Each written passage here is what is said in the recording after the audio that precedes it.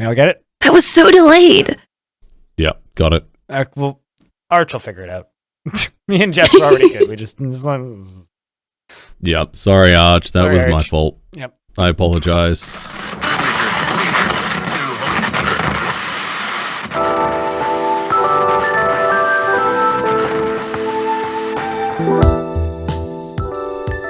So, I just as intro, I went bowling a couple days ago, and the entire right half of my body hurts, and I can't feel my fingers. So clapping just like hurt like a lot.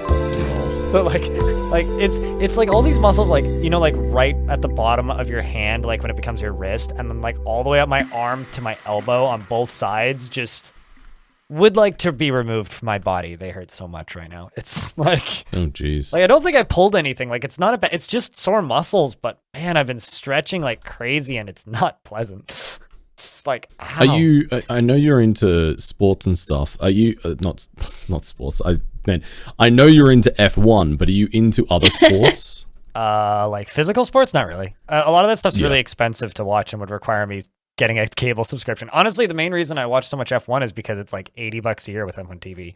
If it wasn't, gotcha. If it wasn't like super affordable, I just straight up wouldn't bother. That's fair. What about you, Jess? Like, do I watch sports? Yeah, or do you play any sports?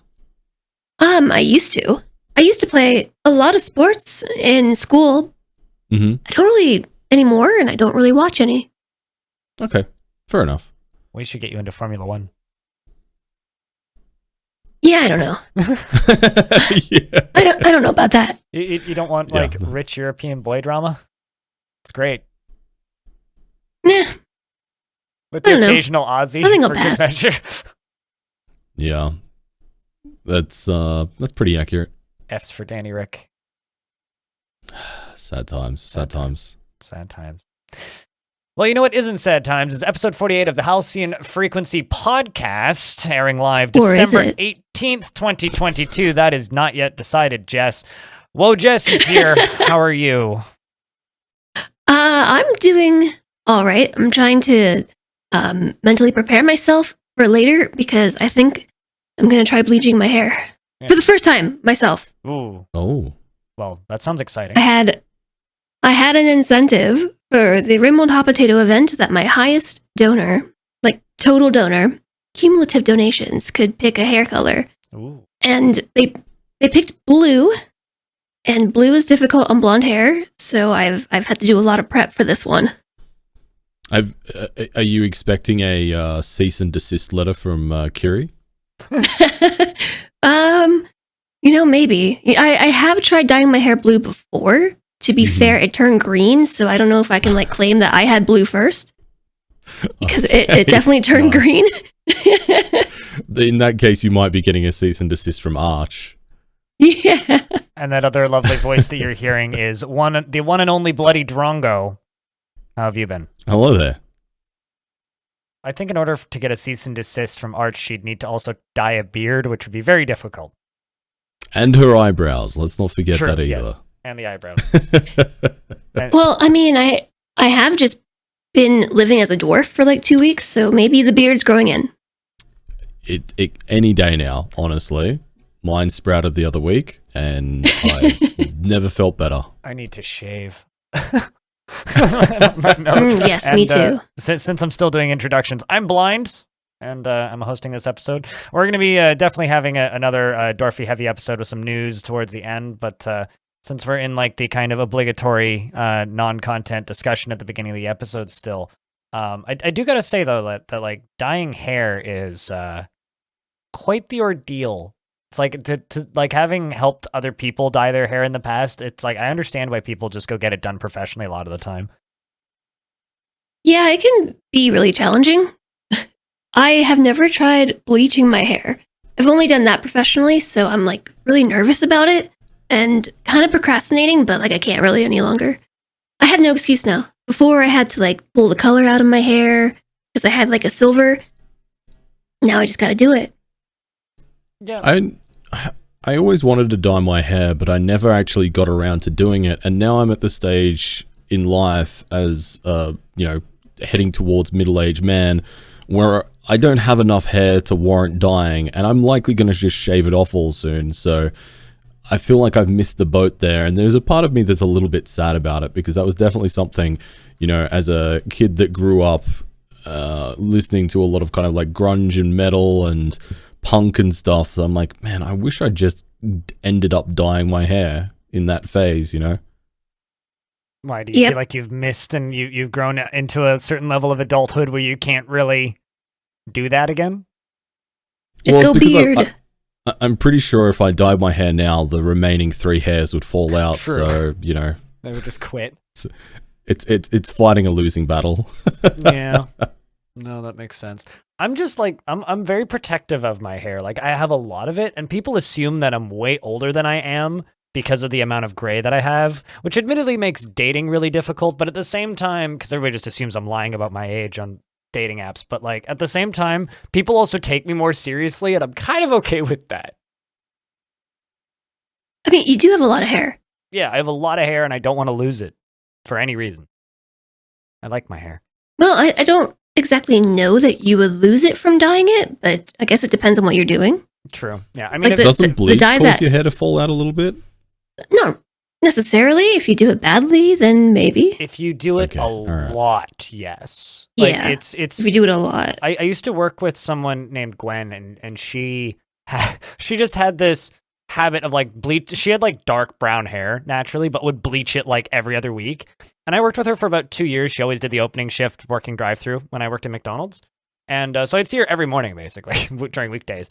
And there was a point where one day she just stopped bleaching her hair, and it's like, so her hair went black to being dark. We were all perplexed. And one day when somebody asked, and she's just like, oh yeah, no, like my hair was splitting in half.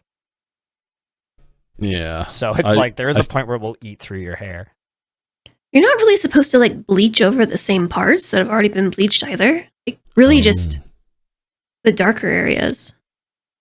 Yeah, it's At least not professionally. Like, at home, I don't think I would reapply bleach to an already bleached area. That's the science. Definitely a science, yeah. So, bleaching hair scares me. But I mean, my hair dye is actually like a really gentle one. It's, I don't know if you heard about it. It's Arctic Fox. I mean, you two seem like you dye your hair every week, so you probably have heard about it. Yeah. I am definitely the target audience. It is my favorite. It smells really great. It smells wonderful. It's like, it's a conditioning hair dye, and so it doesn't really damage your hair. At least they advertise that, and I've used it a lot and haven't ever had any adverse effects. Also, not sponsored, but you know, if you want to, I'm up for it. Out there. There was this one hair dye brand that my ex used to use all the time because she would dye her hair like every other week, and it just reeked. Like, it was like I got to the point where it was just like, oh, you're dyeing your hair today? Okay, I'll be out of the house for like 4 hours while you dye your hair, because I don't want to be in that apartment because it's just gonna smell like paint thinner for a while. Yeah, no, this smells really good. Kind of like candy. And Cilantro helps me do it so it goes even faster. And on top of that, I've shaved off half my head with my undercut, so, you know, it doesn't take as long. It's less hair to dye. Yeah. Honestly, like, undercuts are probably one of my favorite haircuts on people in general. We've had this conversation. Mm-hmm. Have we? Oh, okay. Sorry. Sure, yeah. This is definitely becoming the Undercut fan cast. Yeah. It actually sounds like the name of a podcast, genuinely. Yeah. I feel like in lieu of dyeing my hair, I think once I shave my head, I'm just gonna get head tattoos, because that is something that I'm genuinely like, I feel like I could rock that, and that would kind of be a similar way of expression, it feels like. I would also say, like, this is almost maybe just like a stream suggestion, but just like a variety of wigs for different events. A great suggestion, yes. Just like absolutely. A clown wig for something, or like oh no. You could have like a mohawk wig, like, you know, those ones that are just like the really big fake looking mohawks. You could have like a hair metal wig, so they like you look like you're out of the 70s. And combine that with different fake mustaches, you could go pretty far. this is a whole world of opportunities. You're right. You don't even need to worry about a skull cap. Like, there's so much you could do with that. Yeah, there's a plethora. It's a world of opportunities. The world is my oyster once I go bald. Like, you could also tattoo an oyster or the I world. like this attitude. Just tattoo the globe on my skull. Oh no! Actually, what you really need is you need to like. Okay, first you need to like get super duper internet famous, right? So you have unlimited money, right? And then you just need to hire a makeup artist to do airbrushing on your head. I mean, honestly, like, that wouldn't be a terrible idea. Or you could do, like, henna, because it's not permanent. It's, like, not semi-permanent, but it lasts a while, right? And it's worth... Yeah. It's worth it. It looks amazing. And you could do, like, big fancy, like, spiral patterns and stuff. Mm-hmm. Just like a hypno skull. I have seen head tattoos, which are like optical illusions, and that to me is a little bit upsetting. There's just something about the head looking like it's got like some kind of weird dimensions to it, which is just kind of odd to look at. The strangest tattoo I ever saw, and I will never forget this. I was a little kid, and there used to be this ferry that would go across the Fraser River from close to where I grew up to the other side, connecting to Langley. Anybody in Vancouver will know what I'm talking about. But there used to be this boat that would go across. It would take like 40 cars at a time, and it would take like 15 minutes for the boat to show up. You get on the boat, and you go across. They got rid of it over a decade ago now and built a bridge. But there was one time when we were sitting there in the summer, and it was really, really hot out. We had all the windows down. This was before any car had air conditioning here. And we certainly didn't have air conditioning. So we're sitting there with all the windows down, just like fanning ourselves, sweating, right? And this guy was in a Jeep right next to us, and he was shirtless, and he had a tattoo of a t-shirt like on himself. It was these, like, I just remember looking at that going, Mom, what about, what? And Mom's like, don't point. Are you sure that it wasn't just like a really, really vivid like farmer's tan or something? He had the most, like, it was colored. It was not skin color. Oh, wow. Okay. Like, it was a colored, like not normal skin color shirt tattoo. And he had a lot of chest hair. So bold choice. Very clear. Would that get you into the bar? You know, like, what? No shoes, no shirt? Thinking back on it now as an adult, I think it was a football jersey. I mean, that makes sense. Yeah. That was probably going to be my next question was it a sports jersey of some kind? Because that's an interesting fanaticism. I've not seen it before, but I totally believe that exists out there. Yeah, but like it's just looking at it was just the strangest thing that I've ever seen. I remember talking about it with my mom. I was like, "Yep," my mom like on the boat on the way across, her going like, "Yep, that man had a t-shirt tattoo." And then I got some lecture about tattoos being evil or something. I can't remember, but like I was a little kid, long time. I just love the headcanon of this guy trying to get into a bar or something and being like, "But I'm wearing a shirt," and it's like, "Sir, we can still see your nipples." Cover them with like chewing gum, and then you're good. Yeah. I was gonna say nipple tape, but sure, yeah, chewing gum works the same. I was thinking like the tassels. Oh wow, we all went in very different directions. The difference between sports bar pride here, I think. But we've covered the full nipple spectrum there, I think. The full nipple spectrum. That's the name of this podcast episode. Anyway, we're going to go to a real quick break, and when we come back, we're going to be talking about the games that we've been playing this week. We got Dwarf Fortress, we got racing games, and Wurm Online, so it should be an entertaining chunk of the show. So we'll be right back after this.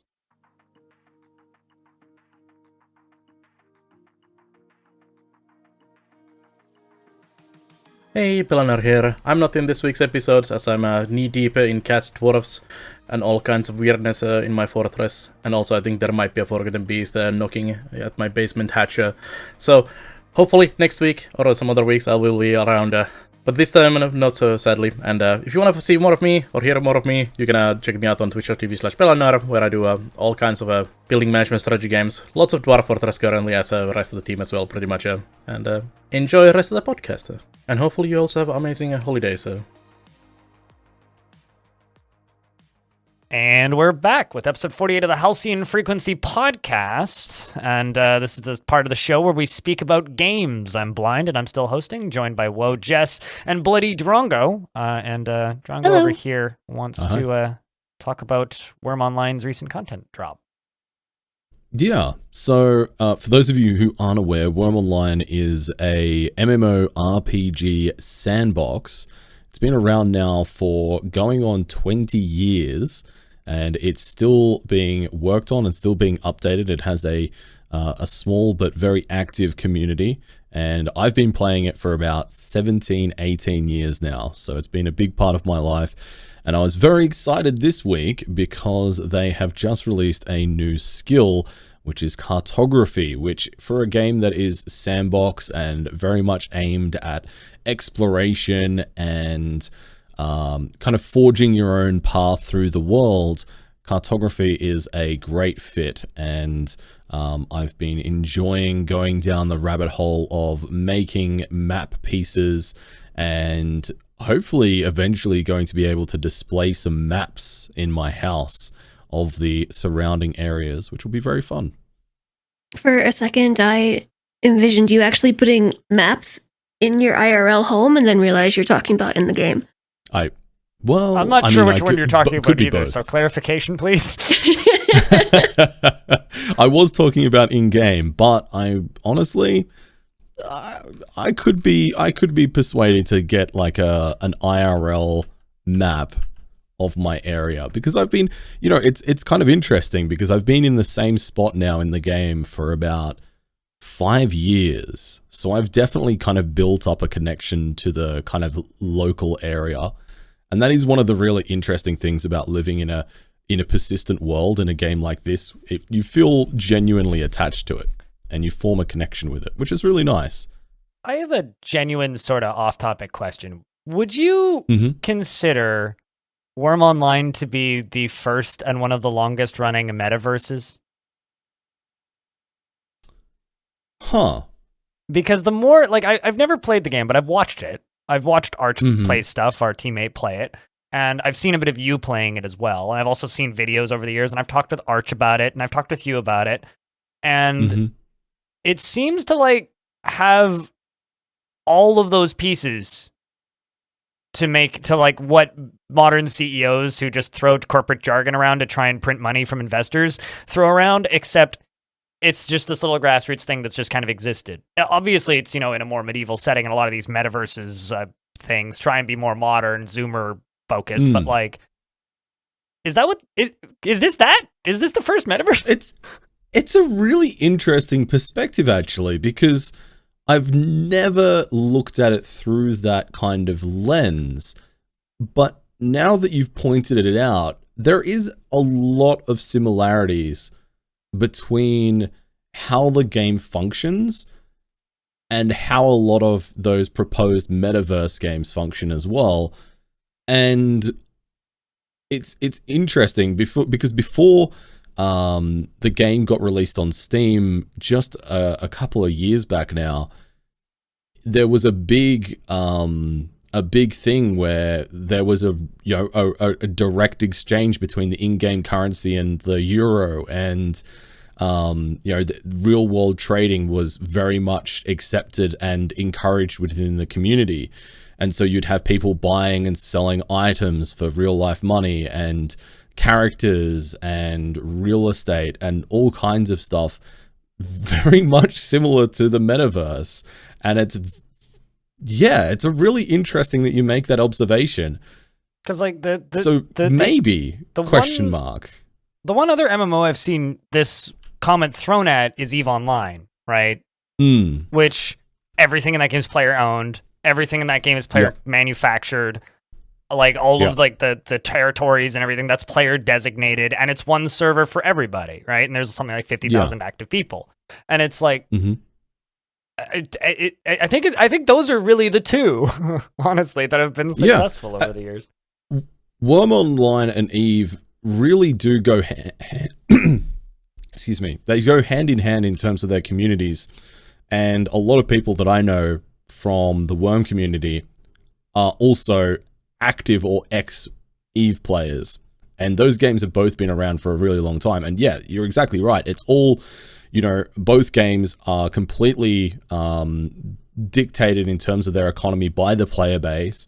Everything that comes into the game is, you know, created by the players, and the values for everything is decided by the players. So yeah, again, it's kind of like a mind-blowing revelation to me, but yeah, I think you're right. The difference is it's not entirely monetized by the company that's making it, and it's actually up to the players to make a free marketplace instead of like some corporation taking the vast majority of the profits and burning down the world with bad, server structure. Exactly. Yeah. Wurm Online is basically a glorified mud in a lot of respects. Yeah. So, the intent is certainly different, but the end product maybe not as far removed as a lot of people might expect. So is EVE Online in a lot of ways. EVE Online is very much mud in its origins. Same with RuneScape, oddly enough, but RuneScape's, 2,000 people servers and a much different thing. Yeah. So I have a question for you. Mm-hmm. Would you get back into if you had never played before, would you start playing Wurm Online now, knowing what you know? Yeah, I definitely think I would. One of the really unique aspects that Wurm offers is that it's a fairly relaxed pace of gameplay, which is really, really nice, because it kind of fits in between a lot of things in my life. And it also offers a really unique outlet for creativity, which no other games really offer to the same level that Wurm does. And because it's a fully persistent world that has been ongoing for decades now, that creativity doesn't go anywhere, or at least isn't going to go anywhere anytime soon. And so, if you're somebody that likes building things and creating things and feeling like you've had an impact in a game, especially in an MMO sense, I would definitely still recommend Wurm. It's still it's a clunky old game, but it's still getting updates. It's consistently worked on. It's been visually updated, and it's just a really nice game to play. And I if you're into that sort of thing, then yeah, I would still recommend it. Yeah, I've never considered playing it before, but listening to you talk about it and actually looking at the website and stuff, it looks fun. Also, yeah, I think that if you're interested in how a new player would perceive the game, Josh Strife Hayes is a YouTuber who specifically reviews MMOs. He has a series of videos called The Worst MMO Ever, and he basically goes in this and plays lots of different MMOs as a new player looking for the worst MMO. And he did a review of Wurm about a year ago now, I think it was. And he is completely new to the game, and he had some good things to say about the game, and also some bad things. Obviously it's a really old game now, so there's definitely some rough edges around it. But that's probably the best place I can point and say, if you're thinking about playing it, watch this video, and it'll kind of give you a bit of an idea of what you might be getting into and whether it's for you. Cool. Maybe I'll have to check that out. So out of what was the link? Oh, sorry. Post it in the podcast channel so we can attach to the video and the podcast description. So I just kind of want to mention that, we talked about Wurm for a while there, and what's actually in the new content update for Wurm? What can players who are playing Wurm expect from this new update? Oh, sure. So it is specifically adding in an entire new skill, which is cartography. So cartography is being able to make your own maps.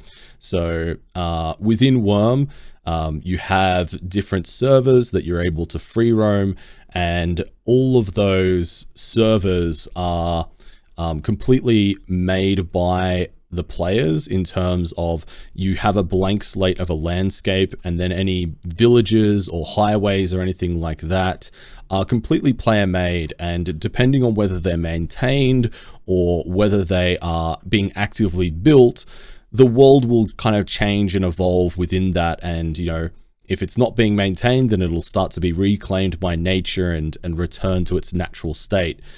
And cartography allows you to kind of map out an area in its current state and create maps of your local region.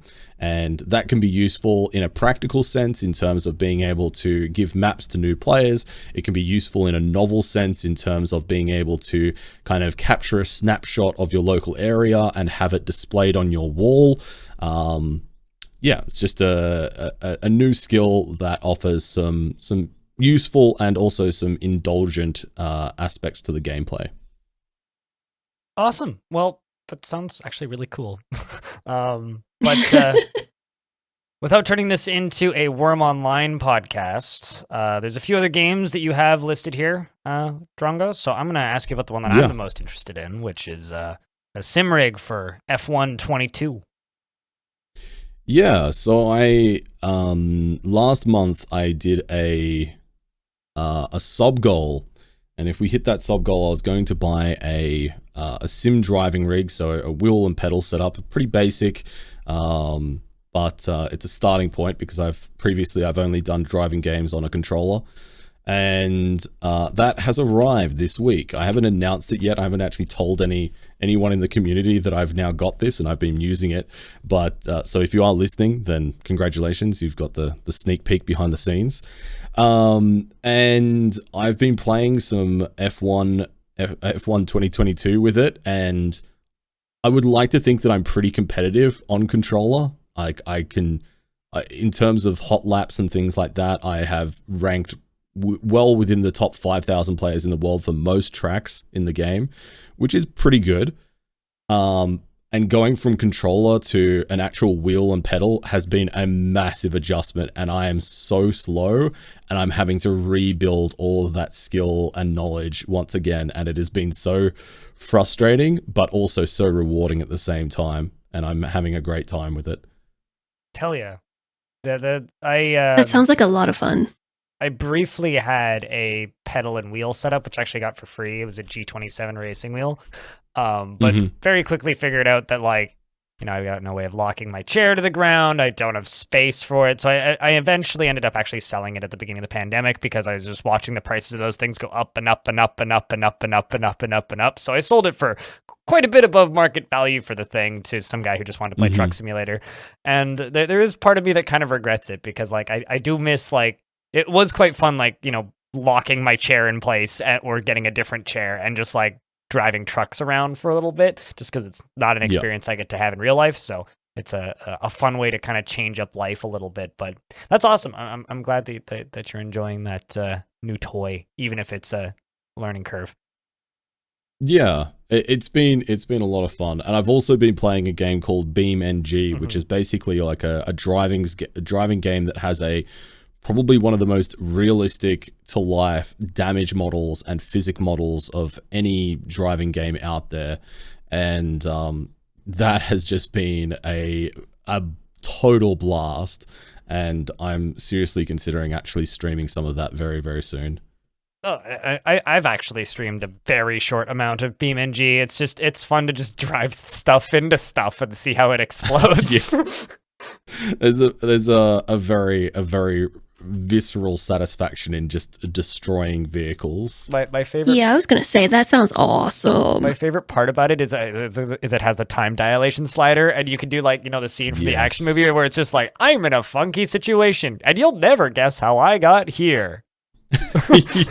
And then you speed it up, bang, or then play it and rewind, and then it just flies back, and this is how it happened. Yeah, literally. It's really good physics. I don't know if it has the capabilities, but Wreckfest would be really fun with a wheel, because that game has enough simulation chops that it would work, and also you can drive, a school bus around on a racing track with jumps. I have nearly 100%ed Wreckfest. I have 2 achievements outstanding, and they're both multiplayer achievements, and it's just like, man,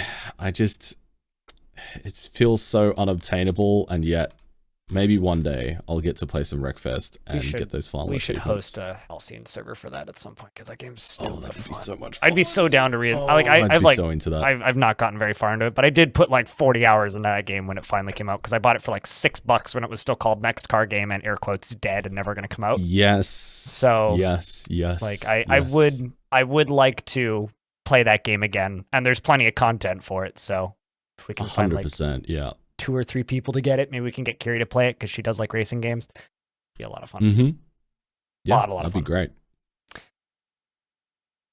So you do have CS:GO marked down here. I'm curious as to why. What brought you to? Yeah, I mean, me too. Honestly, I was I was into CS:GO big time, like probably about 5 years ago. Yeah, and very hard into the pro scene, and very, very focused on trying to get better at that game. And got to global elite, which is the highest rank that you can get in that game in terms of rank competitive. And basically, for a good portion of my life, it consumed me. And after a while, I swore it off and said never again. And this week I've caved and I've installed it again, and I'm now wondering why. Nothing has changed. I feel awful about myself, and it's still I still kind of want to play more, and I don't know why.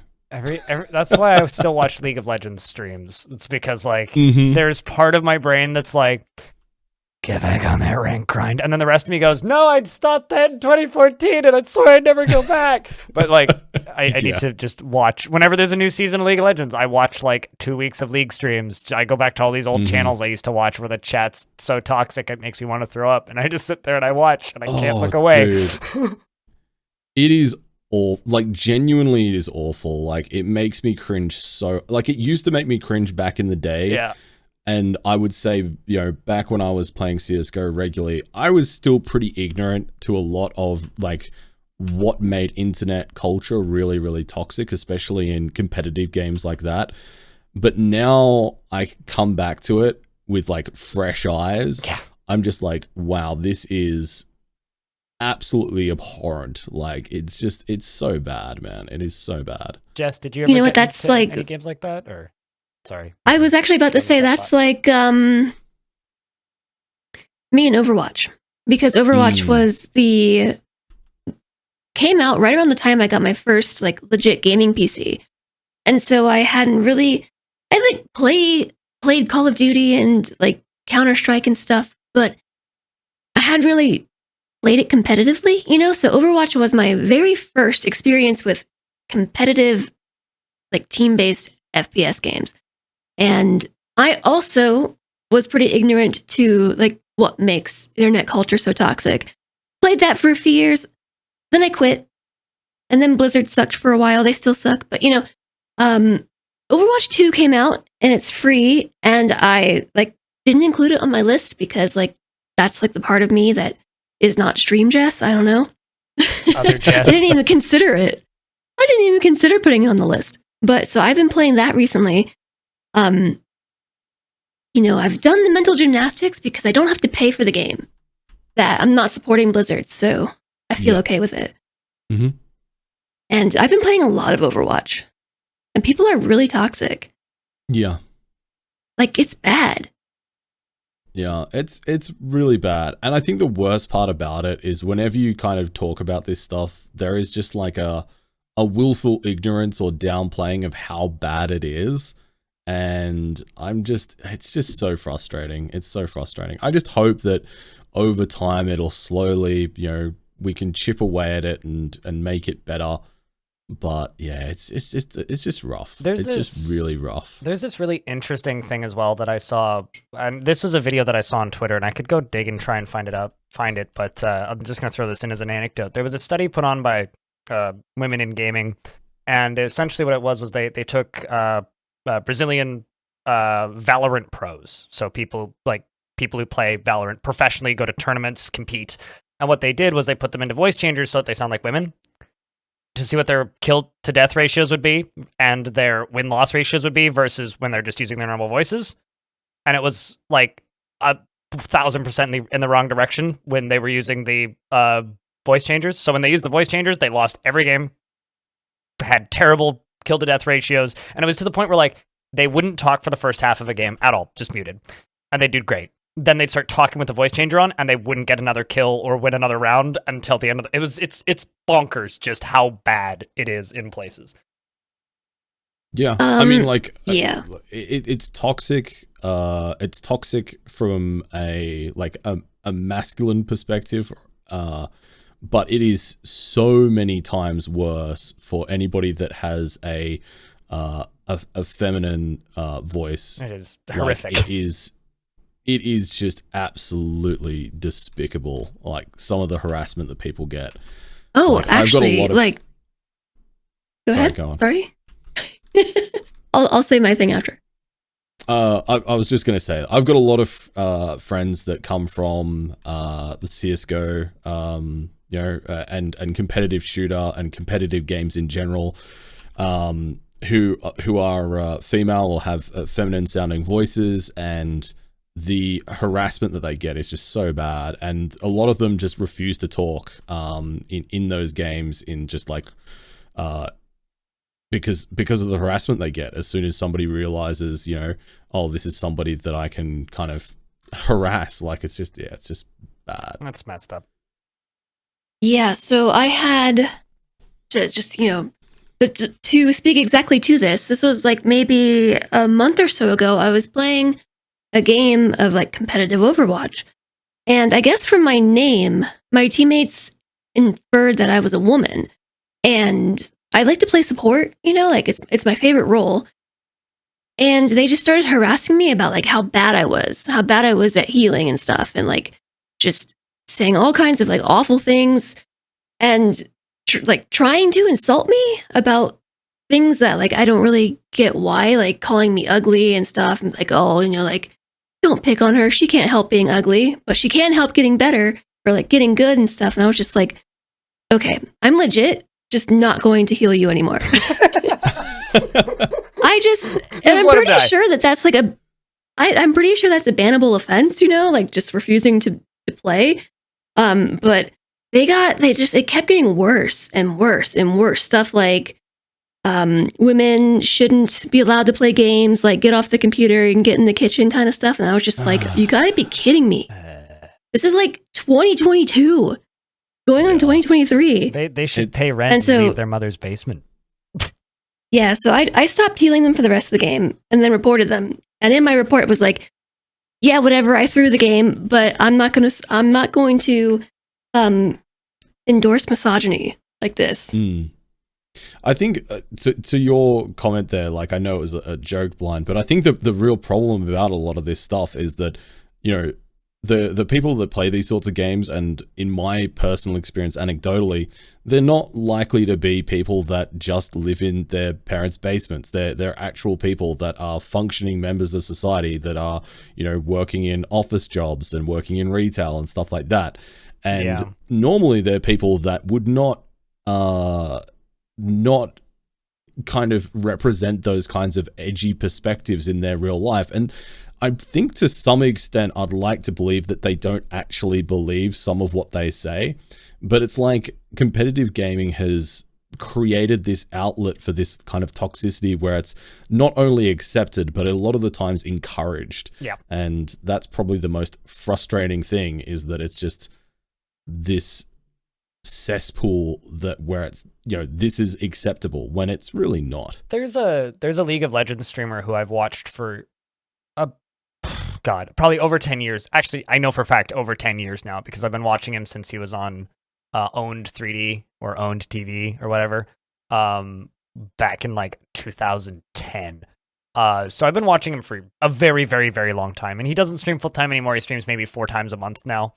And he has a skill, which is he can tilt the other team, and it's straight up a competitive advantage because he just starts haranguing them immediately, like upon start of the game, like that, and it's part of his strat, and it helps him win, and he stays up in the ranks because he just harasses the other team the entire time. And it's like games that, and like he's not gonna go after people for like it's all just straight up game skill is usually what it is. It's just like, oh well, you could have killed me there if you did this kind of stuff, and just like being very pokey, and that is a competitive advantage.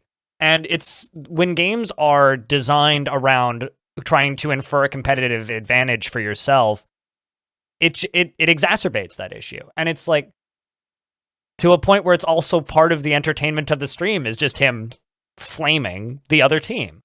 Or in some cases, his own team, if he's losing, right? And it's like, it's this really weird kind of culture box, I guess, where it's just like, you are directly benefited in a lot of instances for directly harassing other people in the game and making it an unpleasant play environment, because if it makes you excel and do better, that is a net positive for that player. And it's really difficult to kind of say, okay, where does the trash talk end and it just become blatant, like attacking somebody? Yeah, I mean, I personally, I feel like there's a very specific line where trash talking about somebody's ability in a game, or something they've done in the game that is contributing to your ability to win or lose that game, and then making it personal about the characteristics or something about the like an immutable characteristic about that person's character that directly crosses a line. Like, I don't think it's necessarily as grey as maybe some people might like to think it is, but I mean that's probably just my opinion. But yeah, it's weird. Like, I mean, like it happens in actual sports too, right? Like in football when when everybody's lining up to ram into each other, they're talking to each other, right? Like they're adding each, and there's a reason they don't mic up football players in American football, is because it would just be a wall of curse words, right? It's part of sport to a degree. The problem is it's part of sport behind a wall of anonymity where you can't do that, but also you have all of the tools to do that, right? Like you might be harassing someone's kid, It's well, I mean, crazy. So, I mean, I can't speak about American sport culture, but certainly in Australia, like there is definitely a lot of, kind of rules about what you can, what is appropriate to kind of trash talk about in games. Like there is repercussions, and there are like lots of cases of players being suspended or banned for saying a slur to another player, or doing something egregious that goes beyond just normal trash talk. And again, that kind of comes back to, as soon as you make it personal about that person's immutable characteristics, then that certainly is, I think, where it crosses the line. This like also reminds me of like I can't remember his name now, but the NASCAR driver that got in trouble during the pandemic because they were holding online racing competitions in an esports setting. Yeah, correct. And there was like slurs thrown out there, right? Like it's bah. Anyway, we're falling down a rabbit hole. Yeah. It's good talk though. Sorry to derail the game chat with that one, but yeah. I mean, so I'm in CS:GO and I hate myself for need help? But I am still enjoying it. If I can DM you and tell you to stop playing CS:GO every time you launch it. Thanks, I appreciate you. Play better video games. Speaking of better video games, we've all been playing a lot of Dwarf Fortress. Which, so much, unlike CS:GO, has a warm, welcoming, lovely community that just wants to see all of your dwarves explode into piles of teeth and blood and mucus. So I am consistently impressed with just how amazing the Dwarf Fortress community is. Like, they are genuinely, as a new player and a new person coming into the community, like so friendly and helpful. So friendly, so supportive, and so helpful. Like, it's like, honestly, I was talking about it last stream, and I've just been blown away. I've loved it. So I obviously have tons of stuff I can say, but I think that the thing that I really want to start off with is PC Gamer posted an article recently where they had a couple quotes from Zach and Tarn. In the first day, they sold 160,000 copies. That was confirmed by Captain of Kitfox Games, Tanya Short. So they sold 160 plus thousand copies the first day. And 4 days afterwards, this PC Gamer article was posted where Tarn said that they've doubled that. So they're over 300,000. Wow. And that was already I think 5 days ago now. So they've sold over 300 plus thousand copies of this game. And which is something like $9 million in gross revenue, not counting Steam's cut, not counting Kitfox's cut, but that's huge paycheck that Zach and Tarn are going to be getting in February. And I think Zach had a pretty good quote saying, we just had the ultimate money making tactic where we just simply make sure that everybody's already completely and fathomably in love with our video game before we actually charge money for it, and then still release it for free a couple weeks later.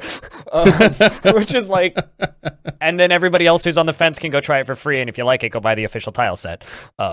So it's it's been fun to watch, and I'm super duper happy for those dudes. Can't wait to talk to them again. Yeah, it is really a great case study for, it turns out if you spend the time and the effort to make a genuinely great video game, people will recognize that, take it, run with it, and support it just wholeheartedly, and I love that. So, where do we really want to start with this?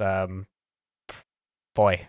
It's once again been a lot of me and Drongo talking, I think. So Jess, talk to us a little bit about your experience with Dwarf Fortress, I think, since the last episode that we recorded of this. Oh, geez, I don't even know where to start. I'd love to hear some of your Dwarf Fortress stories, maybe some of your more outlandish events that perhaps have happened. Honestly, somehow my fort has been so tame. I don't know how it's happening. I have 150 dwarves, and I've only had one incident of combat. And it was a 2-headed Etten, and I called blind and requested help via the Dwarf Fortress help hotline. I so love that that's been a thing. I was just like, this is my first time in combat, what do I do? And it was fine. And so, my fort's just been chill. And it's all bards. Most outlandish thing that I had a fortress go up in flames to a wear monitor lizard outbreak, which was horrific and vile and very dark. But the most outlandish thing that had happened was there's an event in the game that happens now as part of the early parts of the villains arc. It was supposedly supposed to be in the game in the last version, but just was broken, so it never actually happened, where you get an event stating the dead walk, hide while you still can, and then a handful of zombies walk on your map. Not very many. It's usually 4 or 5. And then several intelligent undead walk on your map, and a handful of necromancers. And they beeline for your stockpiles, and they try and steal as many corpses as they can, and they run off the map. One time, I had these 3 intelligent undead zombies that for some reason, instead of wielding weapons, were wielding coffins. And every other time this has happened to me, it's happened a good number of times now, they're always wielding weapons, like spear and shield, right? They were all wielding coffin and shield. I don't know why. One of them was an artifact. They just had these coffins for some reason, which I think is... Oh, coffin. Coffin, yeah, I think you put a body in? Yes, okay. And so they just... I heard something completely different. Is it the Pokemon coughing? Is that what you heard? Coffee? I heard cuffin. Oh, cuffin. I was just like, what is that? Never heard that before. Coffin. Or sarcophagus, I guess, technically. But yeah, so they showed up with these, and I was like, wait, hold on a second. Are there things in them? And then I looked at them, and they were assigned to themselves. So they were carrying their so they just got out of their coffins. That's actually very funny. I love that. So it's just buried in here, the guy that's carrying it. It's I've had 2 undead sieges, and I'm yet to see any coffin bearers, but I'll make sure to keep an eye out. If you get any kind of siege, though, pro tip, make sure to examine them and look for markings on their armor, which are these tiny little brackets on either side of the armor, which states that there's an image on there, and it'll tell you what faction they're from. Oh, yeah. Okay. Interesting. But I guess kind of another easy way we could start this is we could talk about systems, which is what systems have you guys been diving into recently, and like what are some things that you've been learning about the game that maybe either surprised you or you're just kind of been enjoying the process of learning? I can definitely speak to this because and it actually probably ties into neatly one of my more interesting story arcs that I've had. So I've been learning about the justice system within Dwarf Fortress, which was a big surprise to me to find that it's so incredibly fleshed out and there is just so much nuance to it. And I was just blown away once I started getting involved in it. So I ended up going down this rabbit hole because we had a group of migrants join, and not long after, one of my dwarves turned up dead in their bedroom with their blood drained. Sorry? That happened to me. Why when you mentioned the justice system, I was like, oh yeah, that's how my stream ended. One of my dwarves was found dead in bed. Yes. And so next stream, we're doing the justice system. Yeah. Diving in. You're going to get to play Sherlock Holmes. Amazing. Nice. So what ended up happening on my end was I launched an investigation, I built a jail, and I assigned a captain of the guard, and we drew up a list of suspects, and the first person we interrogated as part of our investigation turned out, what happened was we got into the interrogation and the captain of the guard was very, very flirtatious and seduced the person we were interrogating, and they just straight up confessed to the murder and being a vampire in our colony, and then confessed to a long and troubled history of going to other settlements and all kinds of plots that they'd unraveled in past settlements that they'd been a part of. And we ended up punishing them by giving them eternal administration duty, and we've sealed them into a room where they shall henceforth suffer at the hands of paperwork. Phenomenal. They're really good front door openers too. Give them a lever. Yes, we've got levers in there as well. Good. So yeah, we've gone full lever and administration meta. Well, one of my favorite vampire situations was I looked them up, and not only had this person been a vampire that had been killing people in my fort for 2 years, but they'd also killed people in previous forts without me noticing somehow, and also had convinced other people to go steal items from my previous forts from different locations at a distance, who I had caught in some cases. So yeah. Like it is like full on Clue levels of like, oh, okay, I can just connect the dots. And then even better, once you have access to adventure mode, then you could retire the fortress and find this dude's home base and kill everybody there and get your items back. Wow. Yeah. I mean, I can't wait for adventure mode, but I was just so blown away about this whole system that I didn't even expect to exist and be as detailed as it was. It was a both terrifying and wonderful, because it now makes me question what else I don't know yet, and there is a lot that I don't know. That system was the first half of the villains arc, which was added in right before they started working on this version of the game that we're all playing now. So back at the beginning of 2020, and that's half of it. Approximately half of it. So, yeah, right. Looking forward to the other half of it. But Jess, have you had any similar experiences or anything you want to build on that topic? Not on that topic in particular. I will maybe have something to say about it next week. Okay. Once I launch my investigation, but I have to say, I think my favorite mechanic or system, and I'm going to cheat and say, like, building. Just sandboxing in the game. It's playing Minecraft. Flat Minecraft's great. I just really like it. I was explaining to my chat, like, it's my favorite parts of RimWorld, which are having an early colony and planning it and, like, bringing it up from nothing and watching it grow and flourish without all the combat.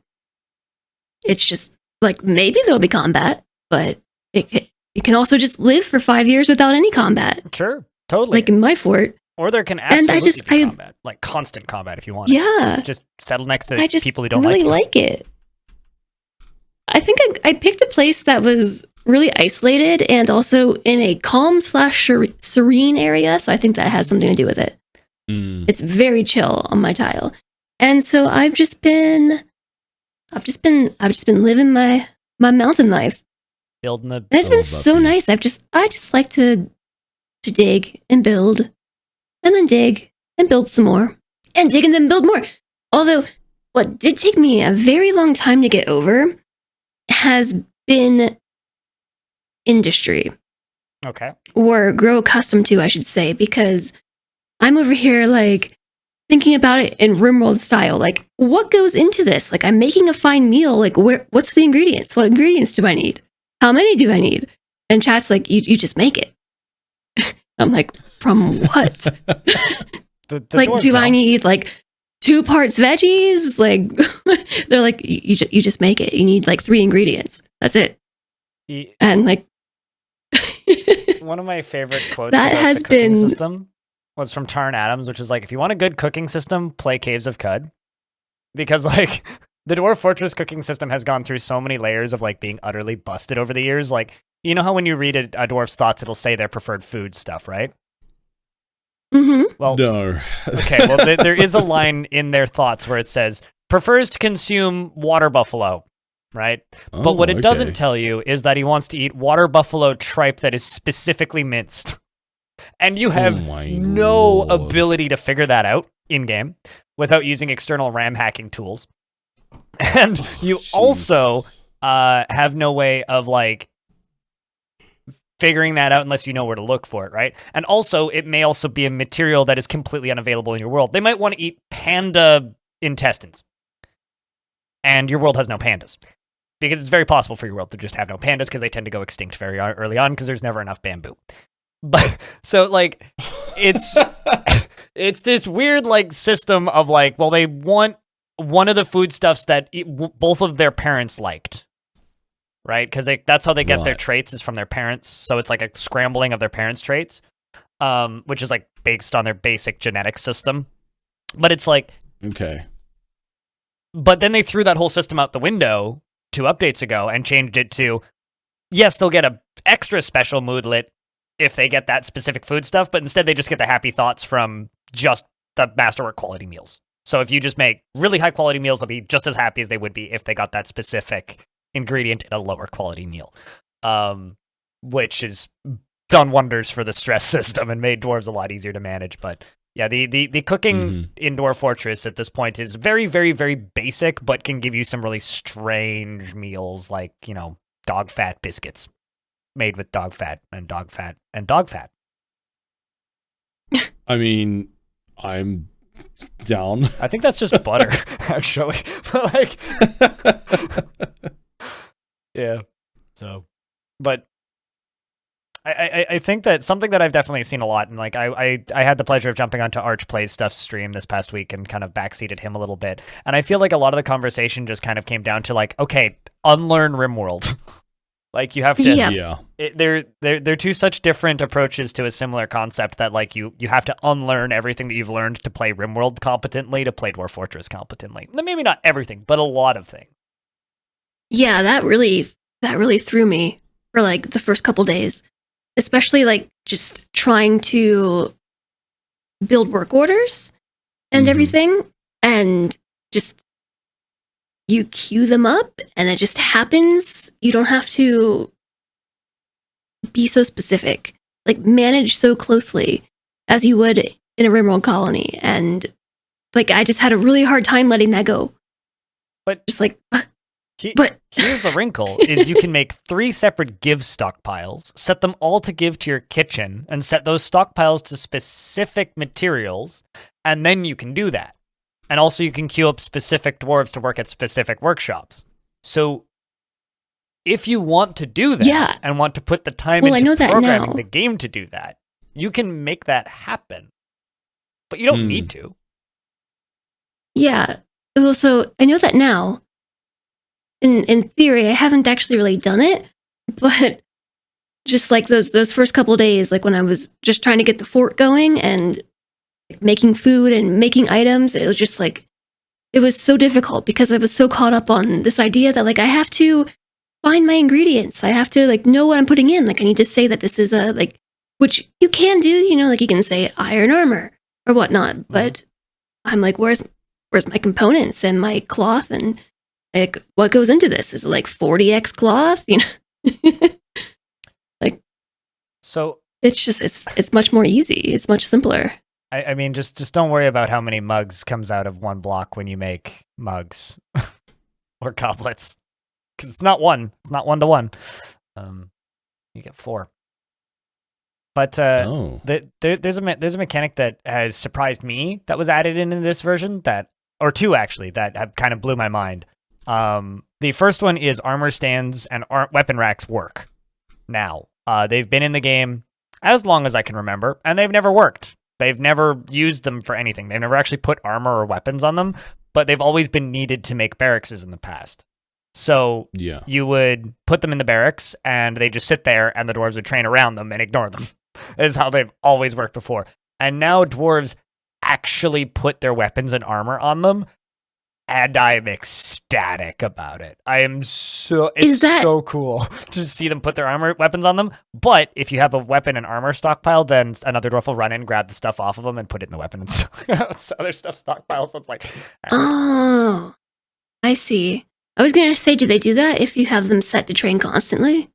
No, they do that only if they are set to train and then take time off and not wear their armor. So if you set them to take time off and not keep their armor equipped, which is the default, they will take their armor off and weapons off and put them all on the racks if you have them set to store their stuff in that zone. I see, because mine have not been using them.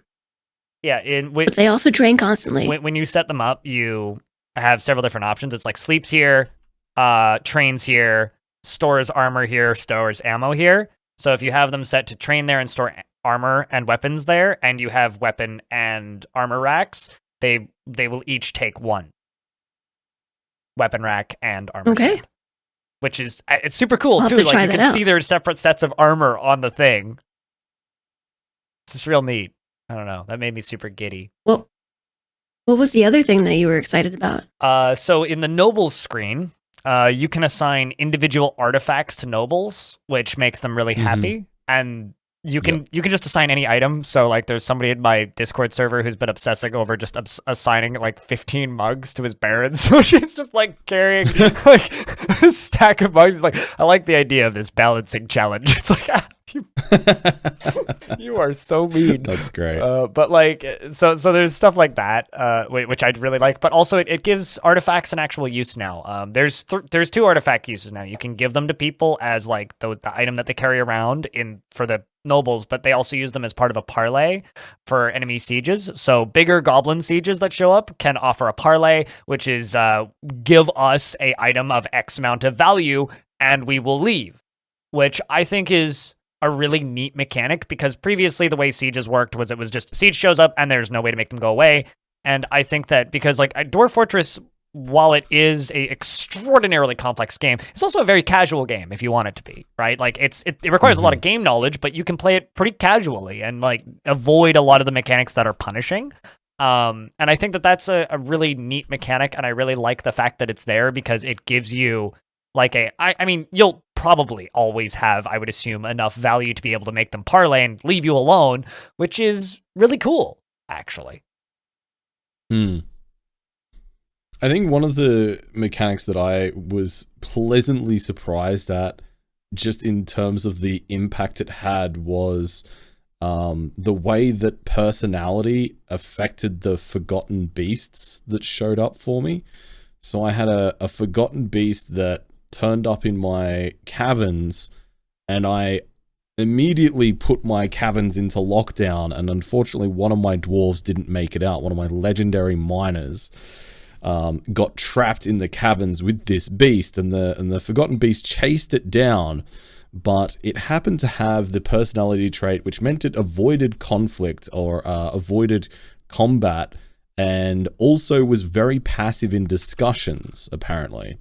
And what this resulted in was chasing down my dwarf, and over the course of several months, having repeated meetings with my dwarf where they'd have long discussions about something, and then eventually they would end the meeting, and occasionally it would come to a brief round of fisticuffs, and like my dwarf would get a little bit bruised, but then would manage to scamper off, and the beast would chase it down again, and they'd have another meeting and another discussion where they'd have a long conversation, and this happened again and again and again. But unfortunately, eventually one of the discussions went so bad that the Forgotten Beast, which was a giant six-legged crocodile with long purple hair called Unzo, kicked my dwarf so hard in the right eyelid that their head came off, still connected to their spine, and went sailing across the caverns, thus ending our attempted diplomacy with a Forgotten Beast. But that whole interaction and series of events was just, man, it was just peak Dwarf Fortress. I was just like, I now feel like I'm part of all of those amazing stories that I'd read online about Dwarf Fortress. I was like, yes, I'm getting the gaming experience, because this is just bizarre and unprecedented. I have a question. So, how many hours did it take I have you a question to too. encounter that? And then Jess's question can go. I think we got, I encountered that about 25 hours in. Yep. Yeah, that sounds about right. Jess, you can go. The beast was Unzu, right? Unzu, yeah, correct. Was Unzu then upset that they did that? Did they regret it? I would like to think they were remorseful, but unfortunately the lore has proven that the other thing was, and this is apparently somewhat uncommon, is that they were 700 years old without any kills. Oh, wow. And that was kind of the reaction that a lot of veteran Dwarf Fortress players had was, oh wow, okay, that's unique. And unfortunately, since gaining a first taste of blood, they have turned into a little bit of a murder machine, and they have just been killing kind of everything that just ends up in the caverns now, including fish people and other forgotten beasts. So it's been a time. One of these days, you're Okay, my headcanon is that Unzu is just so upset about their actions that they're just taking it out on the world around them. That's what I want to believe. That's my headcanon as well. One of the first times I made it down to the third cavern layer, so admittedly this was a long time ago in a very different version of the game, I opened up the caverns, and I'd been in the fort for a good couple, like 5 years or something, so there was some time that had been going. Opened up the caverns, and the entire thing was covered in blood. And there was 20, 30 dead forgotten beasts. There was thousands, and I'm not even exaggerating, dead Crundles, dead Jabberers, dead Cave Crawlers, dead Gorlaks, Plump Helmet Men. There was entire groups and families of reptilian people with blow darts, all dead, that had all rotted and been dead for years. Some of them still rather fresh. And I just retired the fortress and opened it up in Legends mode to see what was going on in that cave layer. And there was a local family of cave dragons that was just off to the north, who I never actually saw in game. I did reclaim that fortress, or continue playing it, because I copied the save file before I retired it to look at it in Legends, and I never did see them. But apparently they just would pop down there, murder a bunch of stuff, and go back. And they each had like thousands of kills. So while I was playing initially in this fortress, there was like this battle of the titans going on in the basement between like dragons, flightless cave dragons, and just forgotten beasts of all shapes and sizes and varieties, and the local flora and fauna. It was wild. That's right amazing. Under your nose. Yeah, right there. While we were just like hanging out in the second cavern layer building stuff. Just a few layers down. Hey, Greg, I made a nice mug over here. What's that thumping going on downstairs? Oh, don't worry about it. It's like drums, drums, drums in the deep. Screams from the things that lurk below. But yeah, I've had some pretty weird visitors. I think that there's one which is a naked human. This was one that blew up on the subreddit, which I could scroll up and find. But there was somebody spotted a naked human adventurer that was wielding a shield and a helmet in his left hand, and his last name was Nut Crusher. Amazing. So that one was pretty on point. Big fan of that. Yep. Classic Nut Crusher. Yeah. I've definitely had a few funny, just characters show up. It's like, oh, you have 5 wives, and you've been part of 18 factions. Man, I wonder why you have no friends. Stuff like that. And like, it's just good to, yeah. I think I said this last week, but it's just good to see people enjoying the video game. But for sure. Is there anything that you two have like bumped up against that's been like frustrating or like a negative experience? Yes. Hit me with it. Specifically building with walls and floors. Sure.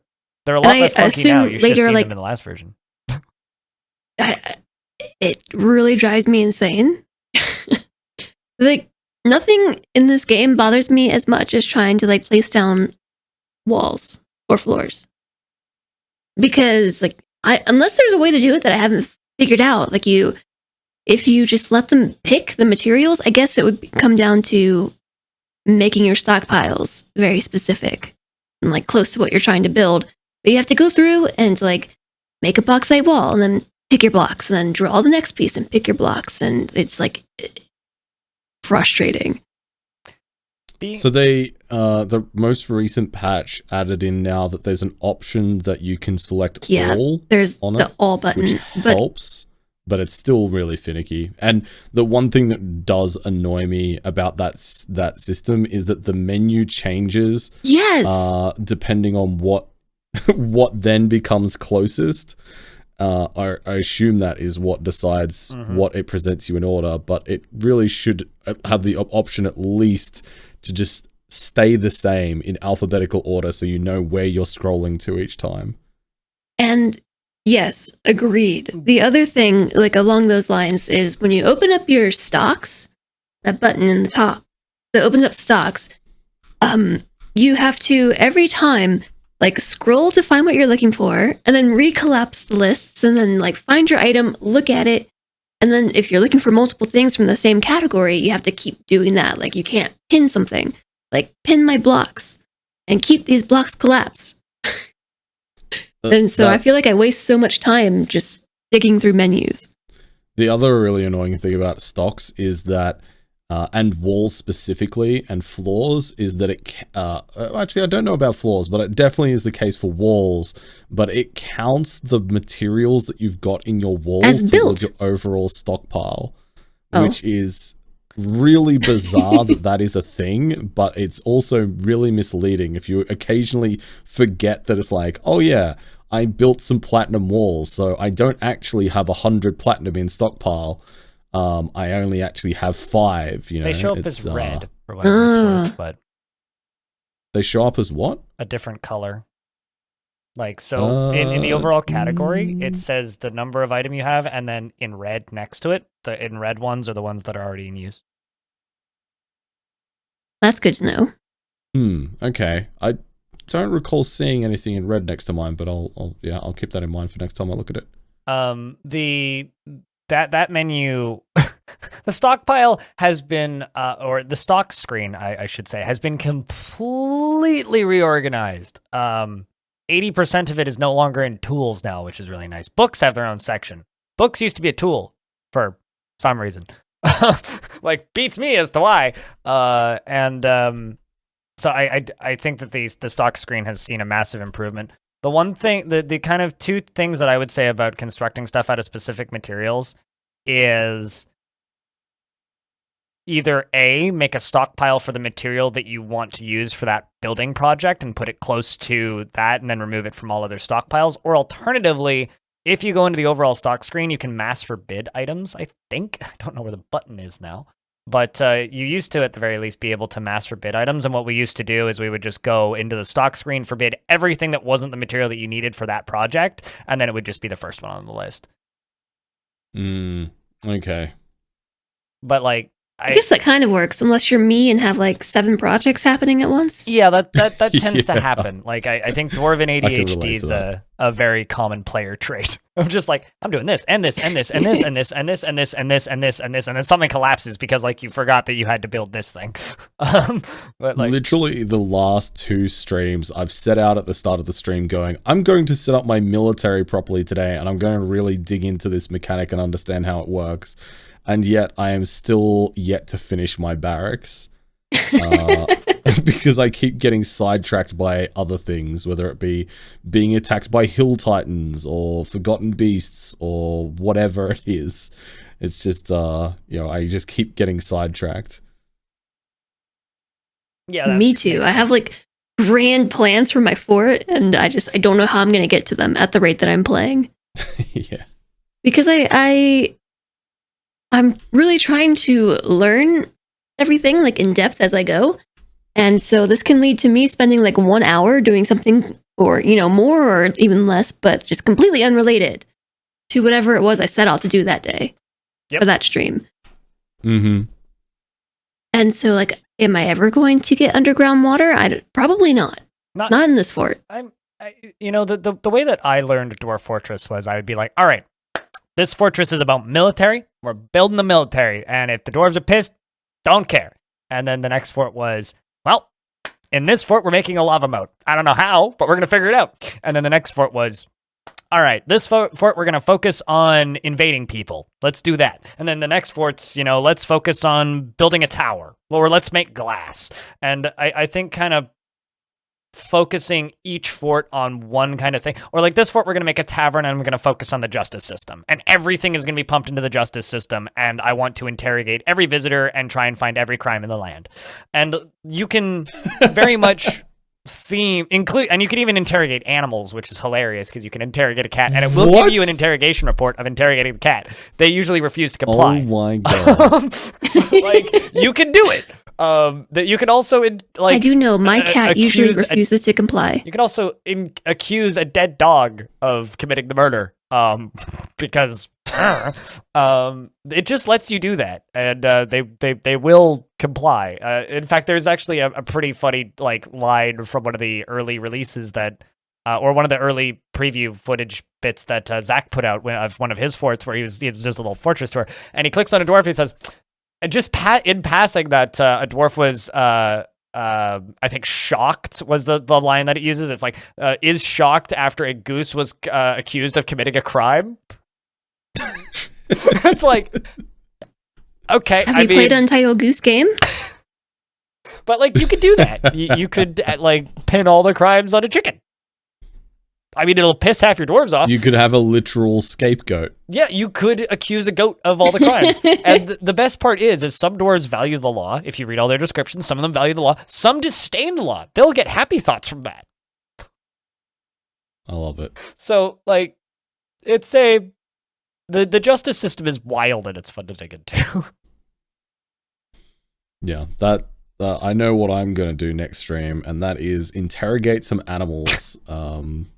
See what happens. See what that leads me.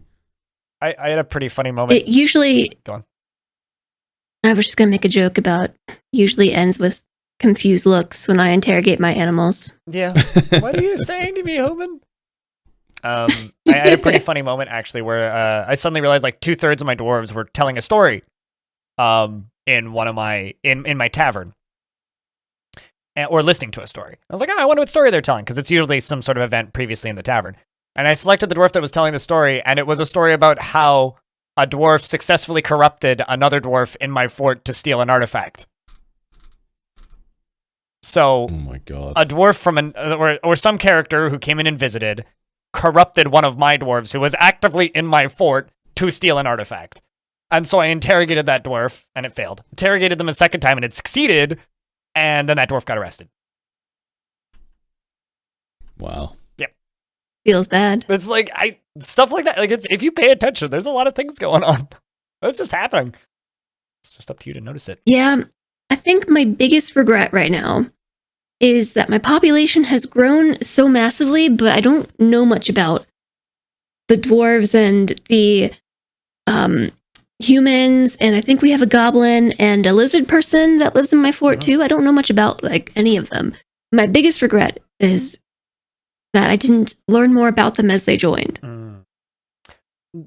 I had this conversation with Archplay's stuff on his stream where it was just a Dwarf Fortress, like, don't worry about following every person, right? Because you're going to end up with a lot of dwarves, and it's going to be really difficult to follow them. And I've seen some comments on my YouTube videos about this too, where it's just like, how do I follow all of these characters? It's like, if you watch people like Krug Smash on YouTube, or if you watch people who use Dwarf Fortress very much as like a D&D generator or something, you don't see people following every dwarf. What you do see is you see every fort has maybe a dozen main characters.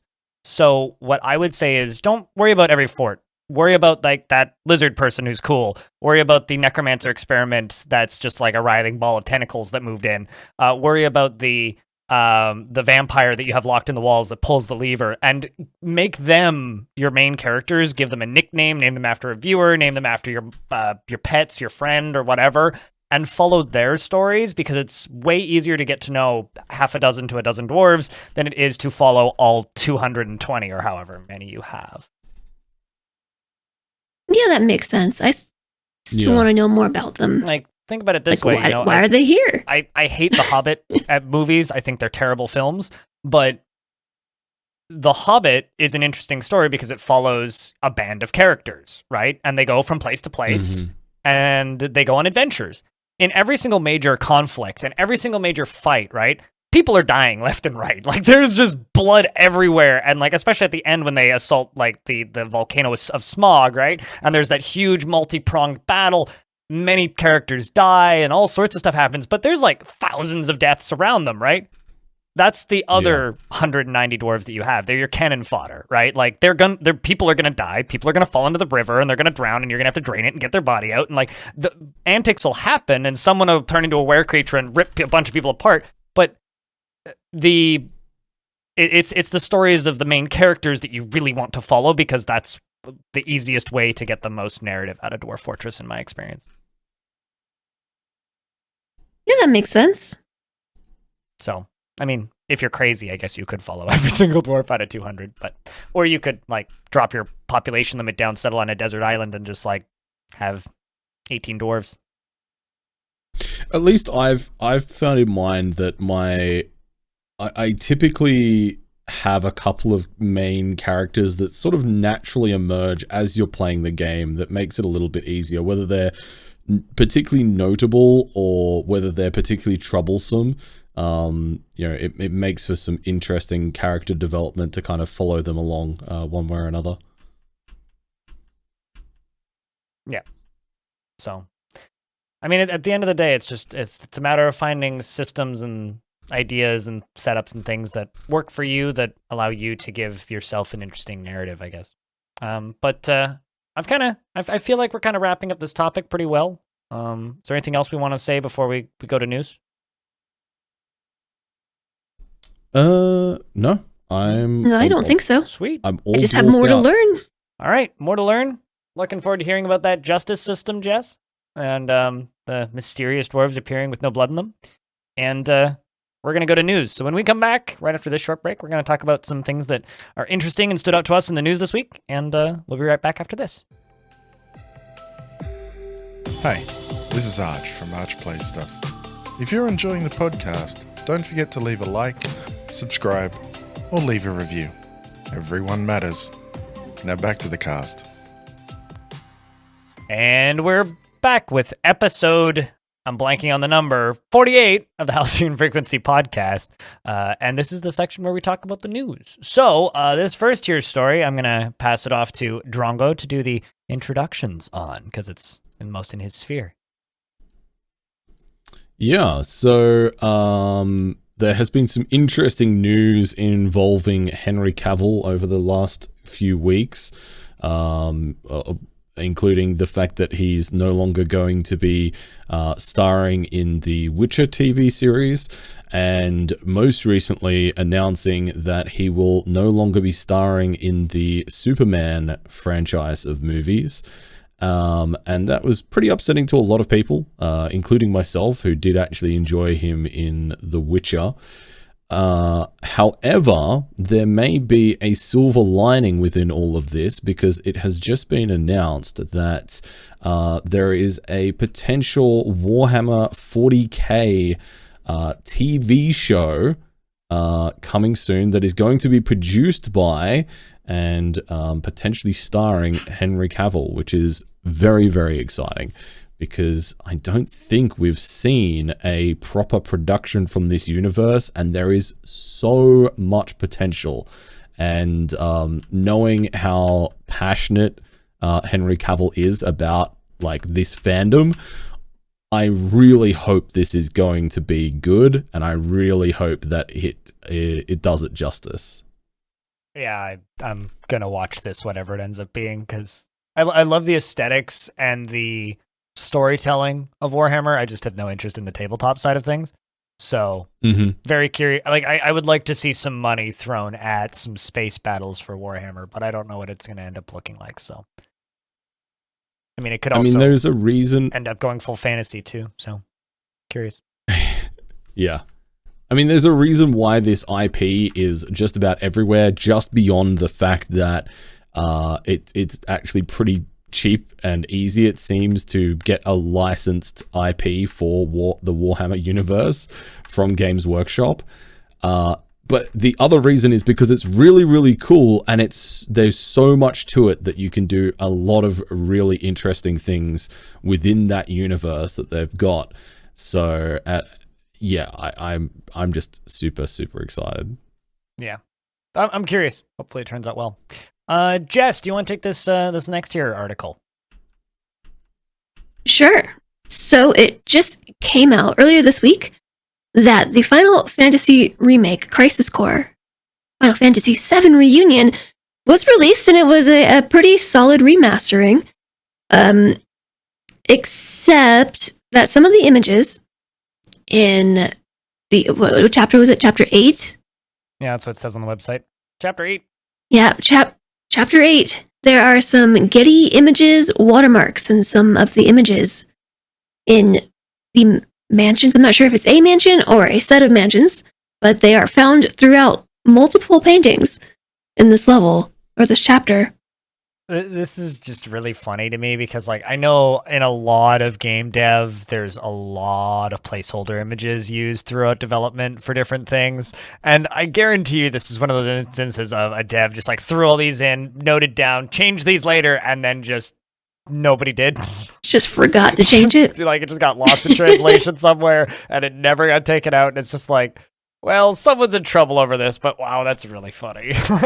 I can't get. I just kind of feel bad, but also that's just. It is like very obvious too. Yeah. No. Like anybody who's paying attention to the art on the wall probably noticed that. Right in the middle of the screen. It's like you can't miss it. Yeah, like right in the middle of the painting. Yeah. At player like eye level and everything. But apparently it was a good remake. Yep. People are really enjoying the Crisis Core rebuild, which is cool. It's nice to see all that stuff. Yeah. It's nice to see that fandom happy because they've been mad for so long, you know?